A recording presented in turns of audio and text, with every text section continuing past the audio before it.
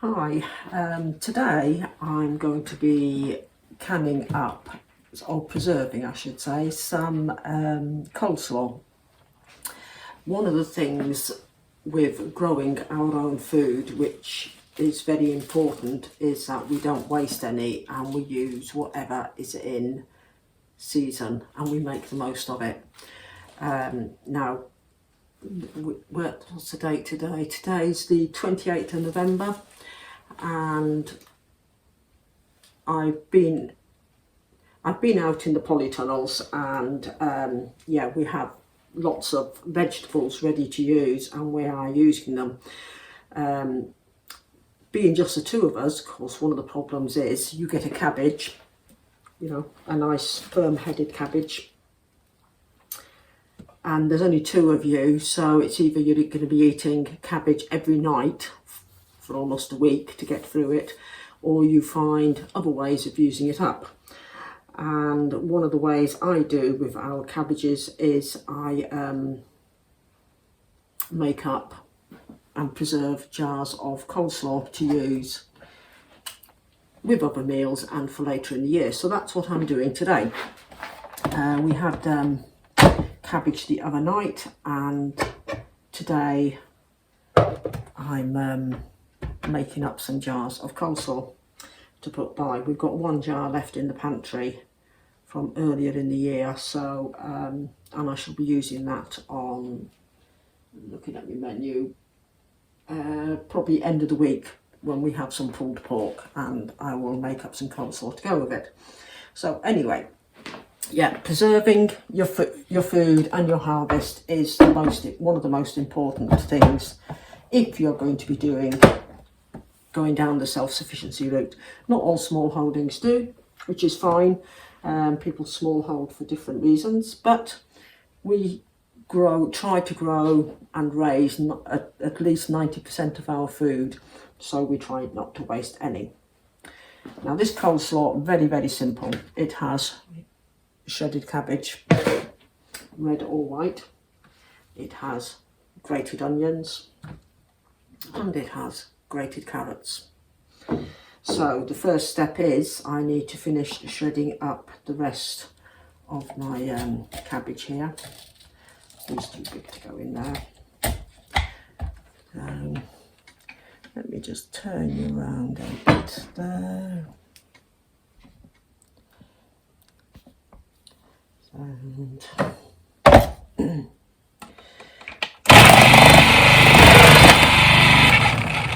I'm doing a mixture of thick and thin slices. I've done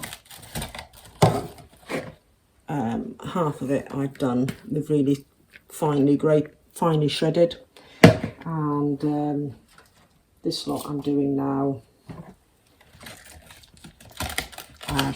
thicker, so we've got something with a bit of crunch.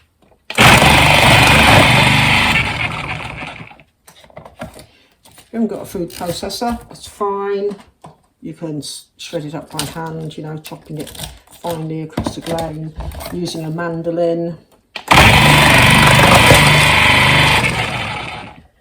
I like my food processor for speed, but I also like it because I haven't got the strength in my hands anymore to be able to hold things. So that is the cabbage done.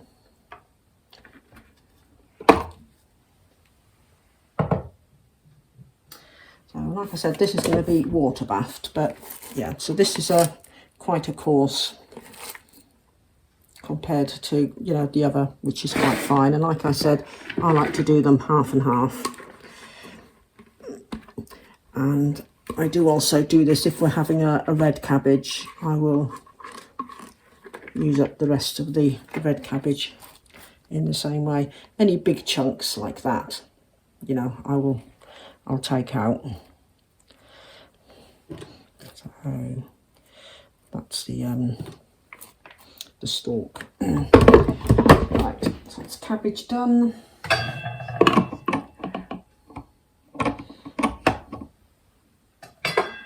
And to grate up some carrots.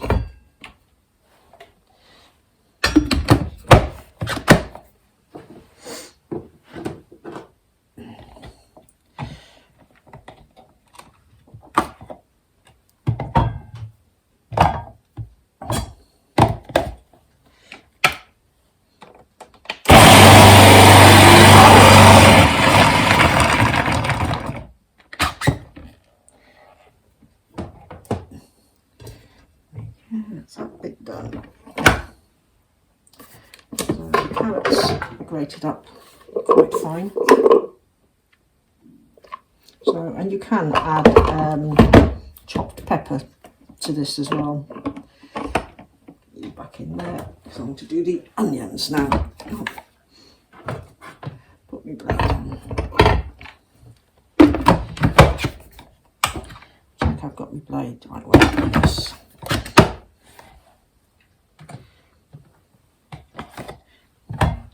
So the food processor I just find makes the whole job an awful lot easier and quicker.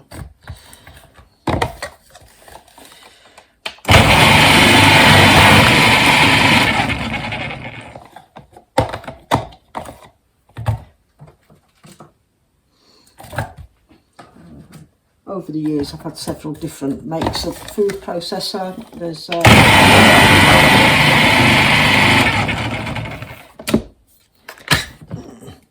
and then last year we decided we'd get something a bit more heavy duty. So I'm going to take out the big chunks of onion there, I can see. Right, so that's the onion and the carrots all done. They're all going to go in this bowl together. Have a big bit of cabbage there. And then it's all going to get mixed up, and we're going to add 2 tablespoons of salt to it. Now, anybody who knows me from YouTube knows that at the moment my kitchen's going a major overhaul. So I'm really restricted with what space I've got to use. So, yeah, so you have to excuse my lack of space. Oh, it's making my eyes water now. So, let's move that out of the way. Let's tilt that down a bit. There we go. And this is going to get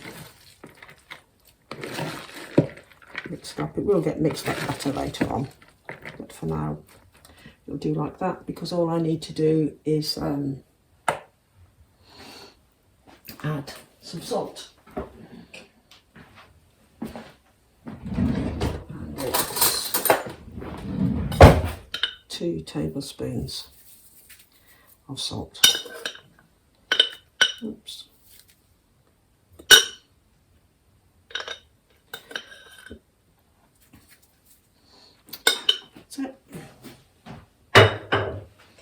The whole point of the salt is to pull the moisture out. So we're going to leave that for a couple of hours, and then we will come back and prepare the brine and get these into jars and get them water bathed.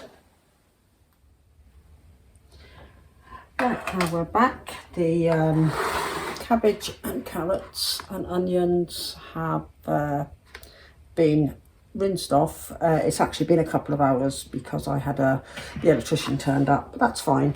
So the salt has been rinsed off. They've been given a thorough washing and drained. So they've been sitting here, as you can see, above the bowl, being drained off. So, and I've also made up the brine. Now the brine is made from 1 cup of vinegar, and I used apple cider vinegar, 1/4 cup of water, and 1.5 cups of sugar. And to that is added 1 teaspoon of celery seeds, and 1 teaspoon of mustard seeds. That's what you can see floating on the top there. And that is all heated up together until the sugar has dissolved. So we need to start with packing our jars.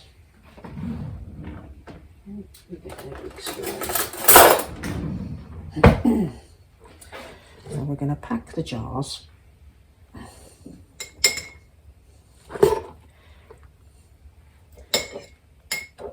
once they're all packed, then we'll start topping them up with brine. And now I've done this before, and it's filled for, is it four 1.5 pint jars.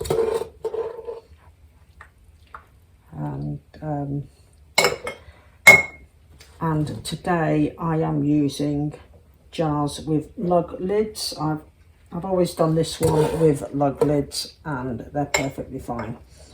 I have got another video coming up.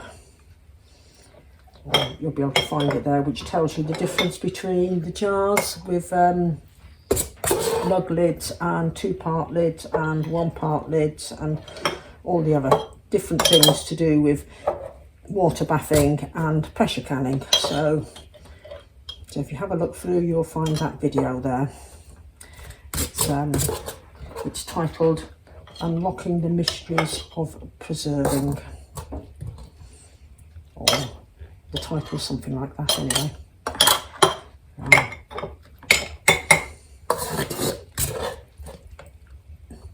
Yeah, and it's aimed at the UK, and what's available here in the UK. So now, when you rinse off your under cold running water, your coleslaw mix, yeah, it's 4 jars again. Let's put it all. Your coleslaw mix. If you're not sure if you've got all the salt out, just have a taste of it, and if it tastes salty, then rinse it a bit more, because what you don't want is salty coleslaw. I'll pick up these bits here, pack them in a jar. The sides are clean. I did wash them all down beforehand. Right.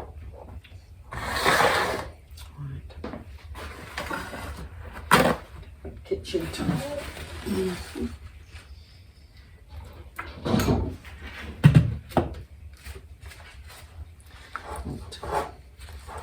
I'm going to wipe around the tops of my jars, get all this gubbins off.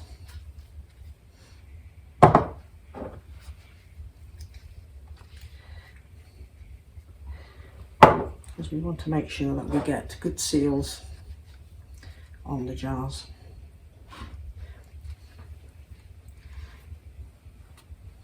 Now we're going to divide this brine up between them.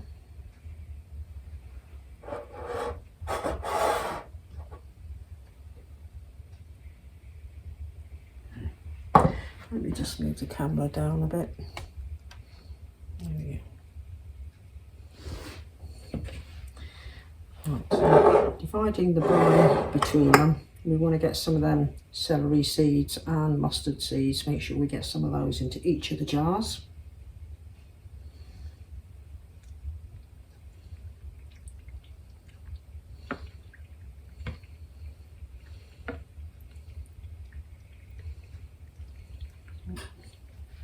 Right, then we are going to debubble. I don't know if you can see that, but there's actually air bubbles coming up. We don't want air bubbles. So we're going to knock them out.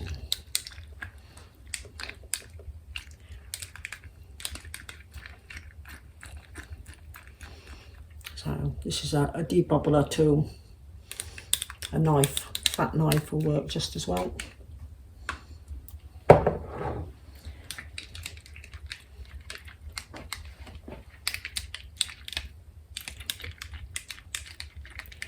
The jars have been washed out and the lids have been sterilised.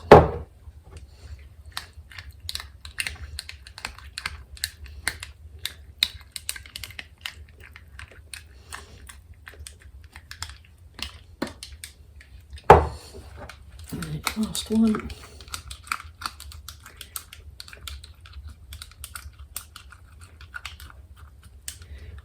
Right. And now they've been debubbled, we're going to top them up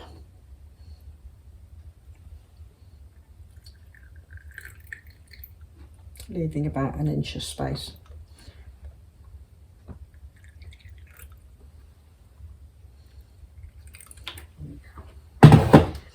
Just top them up with a bit of cold water. I use filtered water.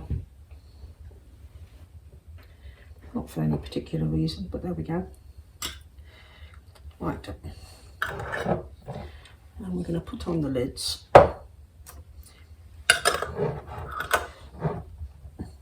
These ones are called lug lids because they've got little lugs all the way around.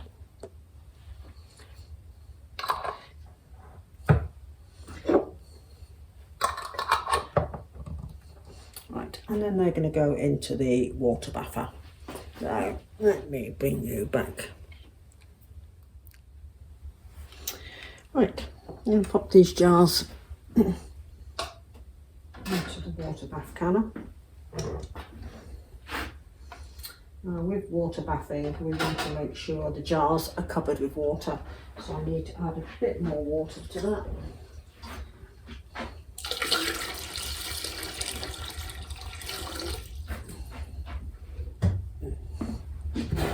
Some out of there.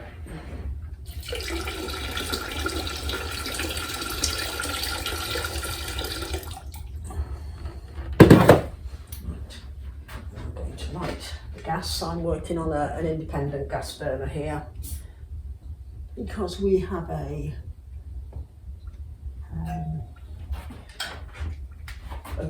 wood burning range, and there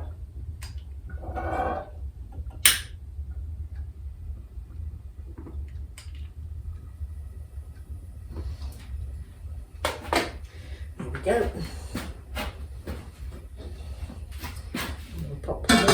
Yeah, we have a wood burning range here, and it's over there, and it's very difficult to keep things at a constant temperature in it. So right, so once that comes to the boil, we're going to time them, and we're going to keep them at a nice gentle rolling boil for 15 minutes.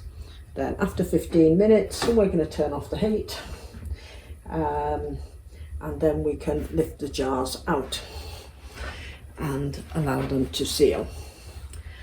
So we'll come back once that's done. Right, the jars are now out and are cooling down.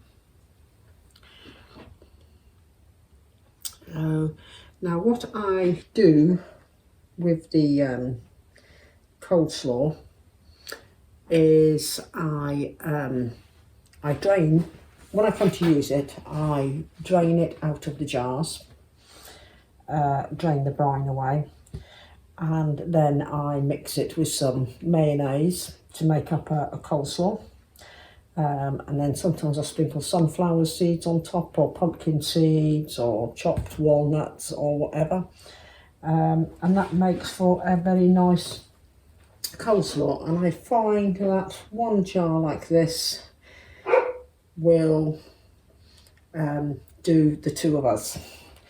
So that's how I do the water bathed coleslaw. It does last quite a long time.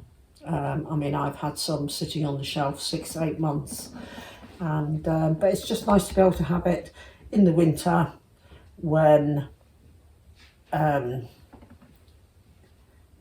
you know, as a salad substitute, and we usually sort of have some microgreens with it as well. So, right, so that is the water bathed coleslaw. So thank you very much for watching, and please have a look to see what other videos are available on the channel. And I just want to add, I'm going to do, or try and do, a PDF that you can download and print off of the recipe for the instructions for doing the coleslaw. So this is my first time of doing anything like that on Patreon, so hopefully I'll manage to do it okay. So thank you very much for watching.